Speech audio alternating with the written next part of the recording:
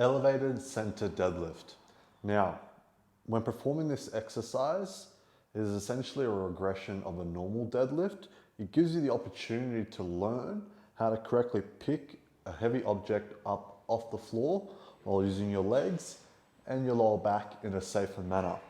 We use the elevation so that we can decrease the difficulty and technical level required to perform the exercise. So here I'm using a bumper plate to add elevation. Otherwise, you could use a yoga block, basically anything that's going to lift it off the floor. If you find it's too challenging or it's straining your back potentially, then try a higher elevation to make it easier. So once you have your elevation set, you're going to place your weight in the center, whether it's a kettlebell or a dumbbell. You're going to have your feet either side. And the things you really want to focus on when performing this are 1, your posture, and 2, creating tension throughout your body. You shouldn't be feeling any sort of straining sensation in one area specifically. Instead, you should feel the stress and the load of the weight spread out throughout your thighs, bum, and throughout your core. So coming nice and close to the weight, making sure it's in line with your center of mass, so right through your midfoot. Coming down, looking straight ahead, firm grip, shoulders go back, get nice and tight, breathe in, hold, lift up. And then we're going to do the same thing on the way down. Breathe in, hold, and lower. Notice how my back remains in a flat position and the movement only occurs at the knee and at the hip. This is effectively using those big muscle groups to move that weight.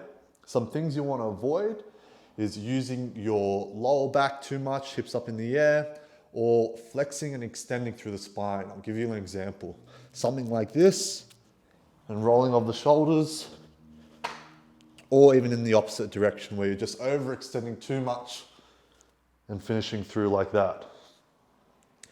Instead, reset, bend the knees, push the hips back, breathe in, keep your abs nice and tight, shoulders go back.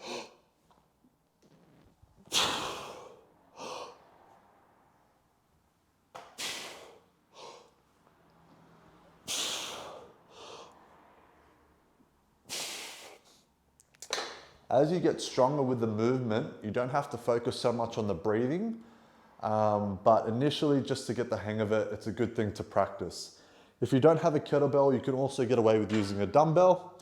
You'd set it up the same sort of way, gripping through the one side, loading the weight on an elevation, shoulders go back, nice and tight.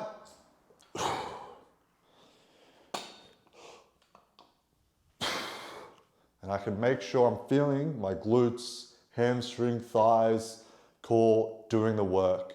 I don't feel any sort of straining in my lower back.